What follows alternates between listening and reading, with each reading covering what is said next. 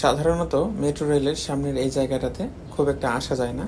বেশিরভাগ মেট্রোতেই সামনের এই জায়গাটা আলাদা একটা দেয়াল সিস্টেম করা থাকে। ড্রাইভারের যে রুম এটা আলাদা সুন্দর করে পার্টিশন করা থাকে।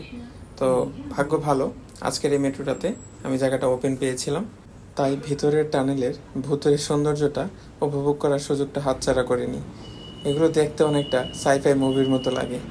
একদম ভুতুড়ে, অন্ধকার, কিন্তু আবছা আবছা আলোও আছে। মাটির ভিতরে এই ট্রেন যেন কখনো উপরে উঠছিল, কখনো নিচে নামছিল, কারণ টানেলগুলো কখনো সমান থাকে না। কিন্তু টানেলগুলো সত্যি অনেক বিশাল ছিল। এখন আমি যেখানে দাঁড়িয়ে আছি এটাও কিন্তু মাটির অনেক নিচে, প্রায় 3 থেকে 4 তলা নিচে, তারও বেশি হইতে পারে। এই যে সিঁড়িটা ধরে এখন উপরে উঠবো, দেখেন সিঁড়িটা দেখলে বুঝতে পারবেন যে এটা আসলে 1-2 তলা সিঁড়ির সমান না, অনেক উপরে। আর পরিচ্ছন্নতা কর্মীরা প্রতিদিন মেট্রোর প্রতিটা অংশ এভাবে মুছে, হ্যান্ডরেল থেকে শুরু করে প্রত্যেকটা অংশ যেখানে মানুষের স্পর্শ লাগার সম্ভাবনা আছে।